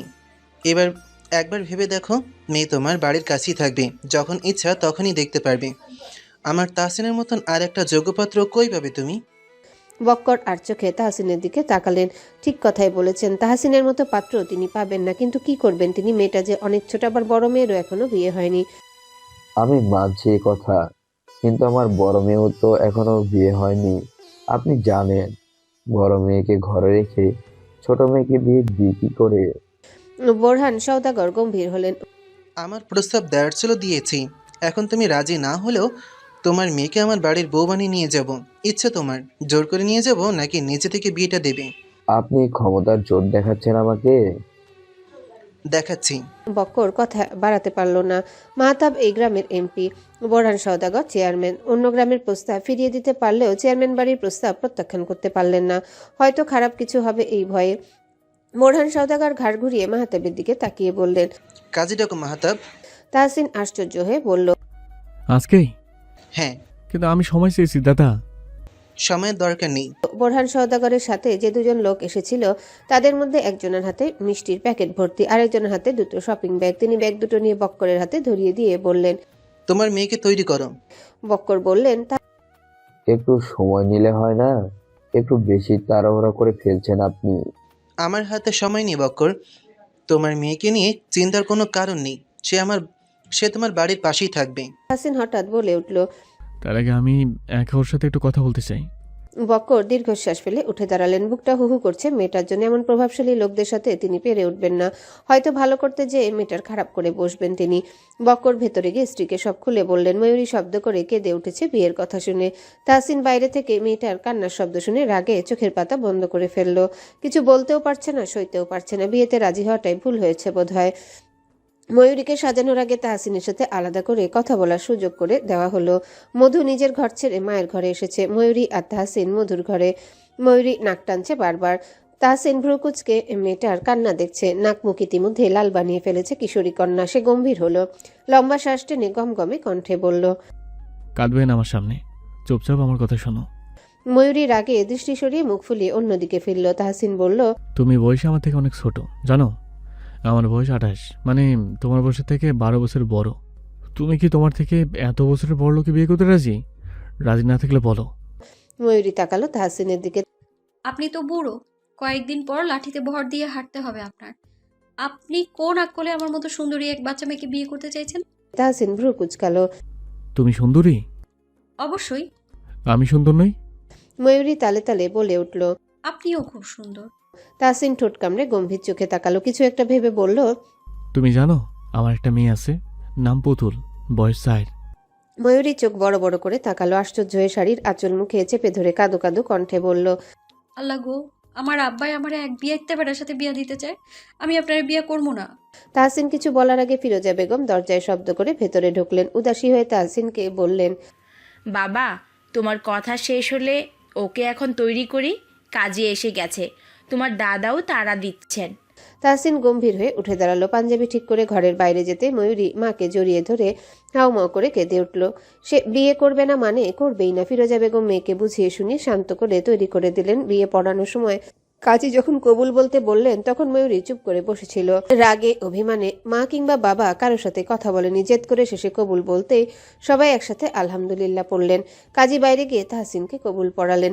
বিয়ে পড়ানোর পর তাহসিনকে মধুর ঘরে পাঠানো হলো। কিছুক্ষণ পর তারা রওনা হবে বাড়ির উদ্দেশ্যে। তাহসিন ঘরে ঢুকে দেখলো পালঙ্কে এক লাল টুকটুকে কিশোরী নববধূ মাথায় লম্বা ঘোমটা দিয়ে বসে আছে চুপটি করে। সে এগিয়ে গিয়ে পাশে বসলো। দুজনাই একদম চুপ। তাহসিন কপাল কুঁচকে একবার তাকালো নতুন বইয়ের দিকে। সদ্য 16তে পা দেওয়া কিশোরী শেষে তার বধূ হলো। ভাবলেও কেমন বিরক্ত লাগে। মেয়েকে বড় করতে গিয়ে যৌবন শেষ, এখন বউকে বড় করতে গিয়ে দম শেষ হবে। ফাহাদ গুটি গুটি পায়ে ঘরে প্রবেশ করলো। কোমরে 2 হাত রেখে চোখ পাকিয়ে তাহসিনের দিকে তাকিয়ে বলল, তুমি আপার ঘরে কি করো? তাহসিন ফট করে তাকালো নিচে। ভ্রু কুচকে এলো তাকে দেখে। লিলিপুট একটা। ফাহাদ প্রশ্নের উত্তর না পেয়ে আবারও বলল, আমার কাছে কি করো?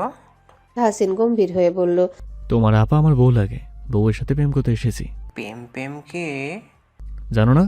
ফাহাদ মাথা নাড়িয়ে না বুঝায়। তাহসিন হঠাৎ ময়ূরীর চিবুক উঁচিয়ে ধরল। ময়ূরী হকচকিয়ে তাহসিনের দিকে তাকানোর আগে তাহসিন গাঢ় চুমু এঁকে দিল বউয়ের কপালে। ফাহাদ রাগে ফুঁসে উঠল। তাহসিন বলল, এটা কি প্রেম বলে? ফাহাদ দৌড়ে এসে বিছানার চাদর টেনে ধরে বিছানায় উঠে ময়ূরীকে জাপটে জড়িয়ে ধরে বলল, কায়াপ মানুষ আপাকে চুমু দেয়। ময়ূরীর রাগে নাক ফুলছে। তাহসিন আর চোখে সেদিকে তাকিয়ে শটান হয়ে শুয়ে পড়ল বিছানায়। হাই হুতাশ করে বলল, শখ ছিল একটা যুবতী মেয়েকে বিয়ে করব, কিন্তু কপালে জুটলো একটা পেতনি, যেখানে সারাদিন রেগেই থাকেন। নতুন জামাই সামনে বসে আছে, একটাবার কি সালাম দিয়েছে? দেয়নি, উল্টা রেগে ফুসফুস করতেছে। ময়ূরী কাঁদো কাঁদো চোখে লোকটাকে দেখলো। কত খারাপ, ভাবা যায় তাকে পেতনি বলছে এই লোক। ফাহাদ হামাগুড়ি দিয়ে তাহসিনের পেটের উপর উঠে বসলো। তাহসিন চোখ ছোট ছোট করে তাকালো। তুমি আমার দুলা ভাই? তাহসিন মাথা নাড়ায়। ফাহাদ বলে, তাহলে টেকা দাও। তাহসিন আশ্চর্য হয়ে বলল, টাকা দেবে কেন? আপার কাছে দুলা ভাই টেকা দেয়। কোন আপা বলেছে? ফাহাদ হাত উঁচিয়ে ময়ূরীকে দেখিয়ে দিল। তাহসিন বলল, আরে বিয়ে হয়েছে 1 ঘন্টাও তো হয়নি, এর মধ্যে পকেট খালি করতে চাইছো? আমার কাছে কোনো টাকা নেই। ফাহাদ ঠোঁট উল্টে বোনের দিকে তাকালো। চোখ ছলছল। ময়ূরীর রাগ হচ্ছে ভীষণ। তাহসিনকে যেন সহ্যই হচ্ছে না। তাহসিন পকেট থেকে মানি ব্যাগ বের করে শালার হাতে 500 টাকার 2টা নোট ধরিয়ে দিয়ে বলল, শালাবাবু, এই টাকা দিয়ে একটা বউ কিনে ঘরে এনো, কেমন? ফাহাদ খুশি হয়ে মাথা নাড়ায়। বিদায়ের সময় এলো। বৃষ্টি থেমেছে কিছুক্ষণ আগে। ফিরোজা বেগম মেয়েকে জড়িয়ে ধরে কাঁদছেন। ময়ূরী একটুও কাঁদলো না, না কারোর সাথে একটা কথা বলল। বক্কর মেয়ের মাথায় হাত রেখে বললেন, আব্বা চাইনি এত তাড়াতাড়ি তোকে বিয়ে দিতে, কিন্তু পরিস্থিতির জন্য বাধ্য হয়েছে। মনে রাগ রাখিস না মা। ময়ূরী অভিমানী চোখে তাকিয়ে বলল, আমি আর কোনোদিনও এই বাড়িতে পা রাখবো না আব্বা। তোমরা সবাই ভালো থেকো। বক্করের বুক কামড়ে ধরল। মেয়ের মুখে এহেন কথা শুনে ময়ূরী আর একটাও কথা বলল না। যাওয়ার আগে শুধু মধুর সাথে একান্তে কিছু কথা বলেছে। ঘরের বাইরে আসার পর মাহাতাব বলল, বাইরে রাস্তায় পানি জমেছে বোধ হয়, ময়ূর যাবে কি করে? ফিরোজা বেগম বললেন, কাছেই তো বাড়ি, যেতে পারবে, সমস্যা নেই। তাহসিন উঠানের দিকে তাকিয়ে দেখলো সন্ধ্যার আবছা আলোয় ভেজা উঠোন দেখা যাচ্ছে। সে দীর্ঘশ্বাস ফেলে পাঞ্জাবির হাতা গুটিয়ে হঠাৎ করে ময়ূরীকে পাজা কোলে তুলে নিল। মেয়েটা ভয়ে শক্ত করে তাহসিনের গলা জড়িয়ে ধরল। সবাই কিছুটা ভরকালেও পরক্ষণে স্বাভাবিক হয়েছেন। বিদায় নিয়ে বাড়ি থেকে বেরোনোর পর দেখা গেল সত্যি রাস্তায় বেশ পানি জমেছে। ময়ূরী অস্বস্তি নিয়ে লেপ্টে আছে স্বামীর বুকে। তাহসিনের শরীর থেকে অদ্ভুত এক সুঘ্রাণ ভেসে আসছে। মাথা ধরে আসছে তার। লোকটার হাতের ছোঁয়া লেগে আছে শরীরে। ভীষণ অস্বস্তি হচ্ছে। রাস্তায় মানুষজন নেই। বৃষ্টি হওয়ার কারণে চারিপাশ খালি। ময়ূরীদের বাড়ি থেকে চেয়ারম্যান বাড়ি কিছুটা দূরে। পুরো রাস্তায় তাহসিন ময়ূরীকে কোলে করে নিয়ে এলো। সওদাগর বাড়ির সামনে এসে থামতেই ময়ূরী লাজুক চোখে সামনে তাকালো। বিশাল বড় বাড়ি। এই বাড়িতে সে কখনো আসেনি। এই বাড়ির ধারে কাছেও কখনো আসেনি। আজই প্রথম, তাও আবার এই বাড়ির বউ হয়ে। বাড়ির দারোয়ান দরজা খুলে দিতেই সর্বপ্রথম তাহসিন প্রবেশ করলো নববধূকে নিয়ে। একে একে সবাই সদর দরজার সামনে আসতে ভেতর থেকে নূপুর সদর দরজা খুলে দিল। ভাইয়ের কোলে লাল টুকটুকে শাড়ি পরা এক মেয়েকে দেখে চিৎকার করে উঠল। আদনান নূপুরের মাথায় হালকা চাপড় মেরে বলল, থাপড়ে চাপা ভেঙে ফেলবো ফাজিল, চিল্লাচ্ছিস কেন? নূপুর চোখ বড় বড় করে তাকিয়ে রইল ভাইয়ের দিকে। ভাই কি বিয়ে করেছে? তাহসিন ময়ূরীকে নিয়ে বাড়ির ভেতরে আসতে বিশাল ড্রয়িং রুমে হাজির হলেন বাড়ির প্রত্যেকে। সে কোল থেকে ময়ূরীকে নামিয়ে দিতেই ময়ূরী ভীতু হয়ে তাহসিনের শরীর ঘেঁষে হাত চেপে ধরল। তাহসিন ওর ভয়ের কারণ বুঝতে পেরে কাঁধে হাত দিয়ে নিজের দিকে চেপে ধরল। কনক শ্বাস আটকে ময়ূরীর দিকে তাকিয়ে আছে। যা ভাবছে সেটাই কি হয়েছে? অরুণিমা বেগম আশ্চর্য হয়ে ময়ূরীকে দেখে শ্বশুরকে উদ্দেশ্য করে বললেন, আব্বা, আপনি আজই বিয়ে করিয়ে এনেছেন? আজ না শুধু কথা বলে আসার কথা ছিল। বোরহান সওদাগর এসে সোফায় বসলেন। তাহসিনকে চোখের ইশারায় ময়ূরীকে নিয়ে বসতে বললে তাহসিন ময়ূরীকে নিয়ে বসে পাশেই। মন চাইলো তাই আজই নিয়ে এলাম। কিন্তু আব্বা, আপনি তো বলেননি এত ছোট একটা মেয়েকে ঘরে বউ করে আনবেন। এই মেয়ে এখনো কিশোরী। কিশোরীদের কি বিয়ে হয় না মেজবউ? অরুণিমা বেগম প্রতিবাদ করে বললেন, বাল্যবিবাহ অন্যায় আব্বা, ভুলে যাচ্ছেন আপনিও আইনের লোক। বোরহান সওদাগর উত্তর দিলেন না। তার স্ত্রী ভিড় ঠেলে অসুস্থ শরীর টেনে ময়ূরীর সামনে এসে চিবুক উঁচিয়ে ধরলেন। টুকটুকে বউ দেখে গাল ভরে হেসে বললেন, মাশাল্লাহ, আপনি একটা কামের কাম করছেন। ও বক্করের ছোট মাইয়া না, কি সুন্দর কইরা বানাইছে আল্লাহ। বোরহান সওদাগর খুশি হলেন বউয়ের কথা শুনে। কিন্তু আপনি আমাগো কাউরে না করাইয়া তাসিনরে বিয়ে করাইলেন কেন? দেখতে গিয়ে বিয়ে পড়িয়ে এনেছি। মুখে এক কথা বললেও তিনি বিয়ের প্রস্তুতি নিয়েই ওই বাড়িতে গিয়েছিলেন। ময়ূরীর জন্য বিয়ের শাড়ি অবধি কিনে রেখেছিলেন আগে থেকে। রজনী বেগম কথা না বাড়িয়ে আদনান আর রুহুলকে উদ্দেশ্য করে বললেন, তোরা ফুল কিনা আন যা, নুপুর আর কনক মিল্লা বাসর ঘর সাজাবি। আদনান আর রুহুল তৎক্ষণাৎ বাড়ি থেকে বের হলো। ময়ূরী ভয়ে বুক ধুকপুক করছে। কাউকে সে চেনে না, সবাই কেমন করে তার দিকে তাকিয়ে আছে। আফিয়া এগিয়ে এসে ময়ূরীর পাশে বসে মিষ্টি হেসে বলল, আমার দেবরের বউ কিন্তু ভীষণ সুন্দর। দেবর শেষে সুন্দরী বউ ঘরে নিয়ে এলো। তাহসিনের মুখ গম্ভীর। ময়ূরী আরেকটু গুটিয়ে নিল নিজেকে তাহসিনের সাথে। দূর থেকে কনক ছলছল চোখে তাকিয়ে আছে তাদের দিকে। এতদিনের যত্নে করা ভালোবাসা মুহূর্তের মধ্যে ভেঙে চূর্ণ বিচূর্ণ হয়ে গেল। এই যন্ত্রণার থেকে যেন মৃত্যু শ্রেয় ছিল। সে মুখ ঢেকে দৌড়ে নিজের ঘরের দিকে চলে গেল। মাহতাবের ছোট বউ শান্তা ময়ূরীর দিকে তাকিয়ে আছে প্রথম থেকে। তার কেমন হিংসে লাগছে। মেয়েটা তার থেকেও 1000 গুণ বেশি সুন্দর। ভাবলেও শরীর জ্বলে যাচ্ছে। অরুণিমা বেগম শেষে দীর্ঘশ্বাস ফেলে নূপুরকে মিষ্টি আর পানি আনতে বললেন। নূপুর প্রস্থান করতে রজনী বেগম তাহসিন আর ময়ূরীর দিকে মিষ্টি হেসে তাকিয়ে বললেন, আমার কালাচান সুন্দরী বউ পাইছে। শোনো নতুন বউ, জামাই কিন্তু খুব ভালো, বেশি বেশি ভালোবাসবা, তাহলে জামাই মাথায় উঠাইয়া রাখবো। লজ্জায় মেয়েটার মুখ লাল বর্ণ ধারণ করলো। এই লজ্জা আর সইতে পারছে না সে। তাহসিন ঠোঁট কামড়ে হালকা ঘাড় বাঁকিয়ে নববধূর লাজুক বদন পানে তাকালো। সত্যি মনে হচ্ছে মেয়েটা একটু বেশি সুন্দর। তার গায়ের রং চাপা হলেও ময়ূরীর গায়ের রং উজ্জ্বল। অরুণিমা বেগম মিষ্টির বাটি শাশুড়ির হাতে দেওয়ার পর রজনী বেগম দুজনকে মিষ্টি মুখ করিয়ে পানি দিলেন। আদনান আর রুহুল ফুল আনার পরপরই নূপুর কুসুমকে নিয়ে বাসর ঘর সাজাতে ভাইয়ের ঘরে গেল। ময়ূরীকে নিয়ে রজনী বেগম নিজের ঘরে গেলেন। তাহসিন কোথায় গেছে জানা নেই, তবে আদনান আর রুহুল আছে সাথে। রজনী বেগমের ঘরে আফিয়া, ছোট চাচি ময়ূরী আর রজনী বেগম আছেন। ময়ূরীকে পালঙ্কে বসিয়ে আফিয়া এটা ওটা জিজ্ঞাসা করছে। এই এলাকায় থাকলেও তাদের কখনো দেখা হয়নি। ময়ূরীকে তার বাড়ি থেকে বের হতে দেওয়া হতো না। অন্যদিকে চেয়ারম্যান বাড়ির কোনো মেয়ে বাড়ির বাইরে বের হয় না। রজনী বেগম আলমারি খুলে একটা বড় বক্স বের করলেন। সেটা পালঙ্কের উপর রেখে একজোড়া মোটা স্বর্ণের বালা, গলার চেন আর নাকফুল বের করে বক্সটা তুলে রাখলেন আলমারিতে। আফিয়া ময়ূরীর গায়ে স্বর্ণ পরিয়ে দিয়ে নাকে স্বর্ণে নাকফুল পরিয়ে দিতে রজনী বেগম মুগ্ধ হয়ে তাকিয়ে রইলেন। নাকফুল পরাতে যেন মেয়েটার সৌন্দর্য আরো বেড়েছে।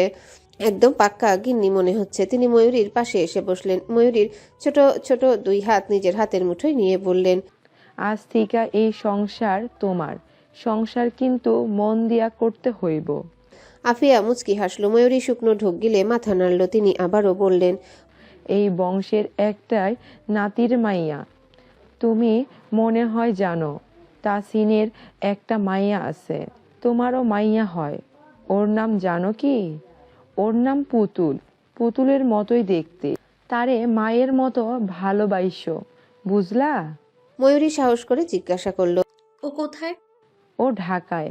ওর বাপে ওরে গ্রামে নিয়ে আসে না। মাইয়াডা গ্রামে আইলে মেলা কান্দে, তাই ঢাকায় রাইখা আইছে। ময়ূরী ঠোঁট কামড়ে ধরল। হাজারো প্রশ্ন মনের মধ্যে ঘুরপাক খাচ্ছে। এসবের উত্তর দিবে কে? রজনী বেগম তাড়া দিয়ে আফিয়াকে বললেন, বাসর ঘর মনে হয় সাজানো শেষ।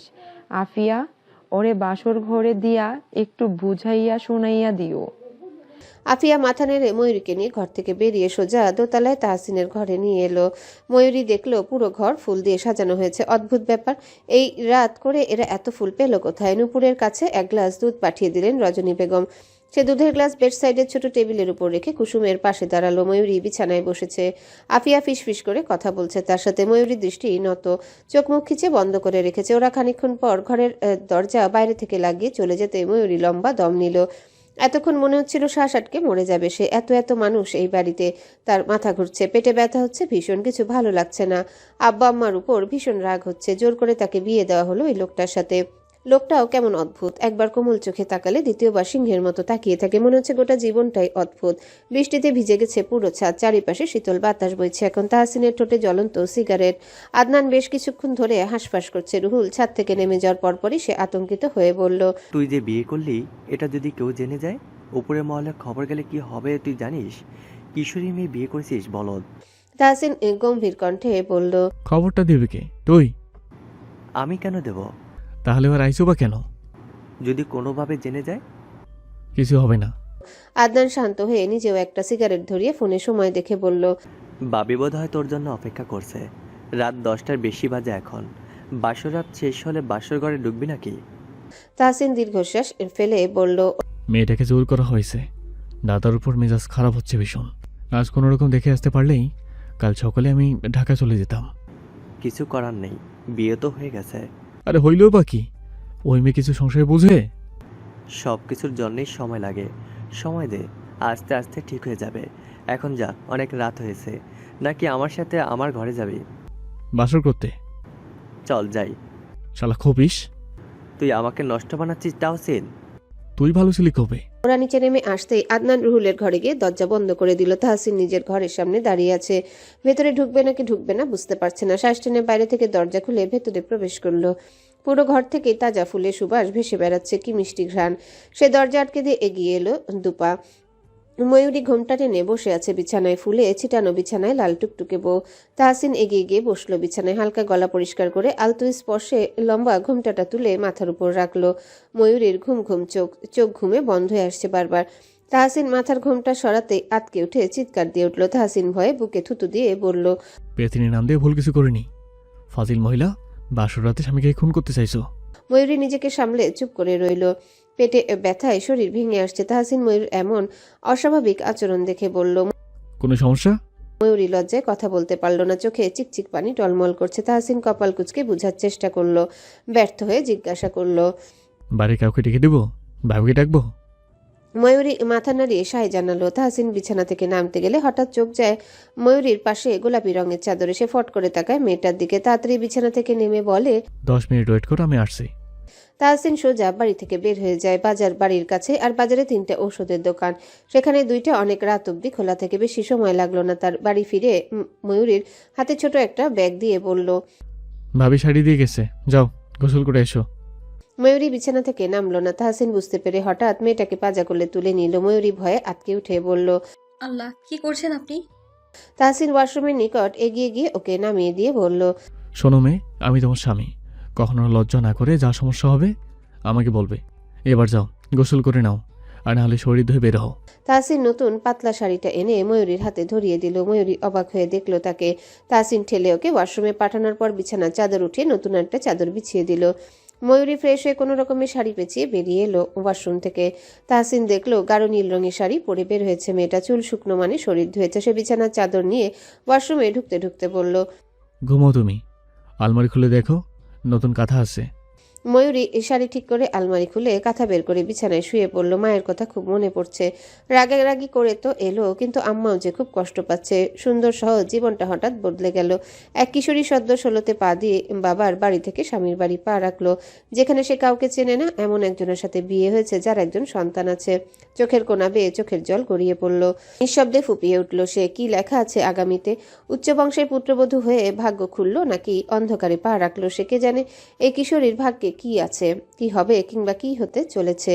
তখন রাত 11টা ছাড়িয়েছে। তাহসিন ওয়াশরুমে বসে বসে বউয়ের কাপড় আর বিছানার চাদর ধুচ্ছে। ঘরের বারান্দায় 2টা দড়ি আছে, সেখানেই ছড়িয়ে দিবে ভাবলো। সব ধুয়ে পরিষ্কার করে গোসল সেরে বের হলো সে। তারপর ব্যালকনিতে গিয়ে শাড়ি আর চাদর ছড়িয়ে দিয়ে দরজা আটকে ঘরে এলো। দেখলো ময়ূরী বিছানার এক কোনায় গুটিয়ে শুয়ে আছে, ঘুমিয়ে গেছে বোধহয়। সে ঘরের লাইট বন্ধ করে ডিম লাইট জ্বালিয়ে দিল। আবছা আলোয় ঘরটা ঘিরে আছে। সে ধীর কদমে এগিয়ে গিয়ে বিছানায় অন্য পাশে শুয়ে পড়ল। চোখ লেগে আসছে এখন। আজ মেয়েটার সাথে এখনো কথা হয়নি, নিশ্চিত রেগে আছে খুব। সে হিমিকে মেসেজ করে জানতে পারলো পুতুল খানিক্ষণ আগে কান্নাকাটি করে ঘুমিয়েছে। দীর্ঘশ্বাস ফেলে আর চোখে ময়ূরীর দিকে তাকালো। মেয়েটার ভারী নিঃশ্বাসের শব্দ শোনা যাচ্ছে। রাত পেরিয়ে ভোর হলো।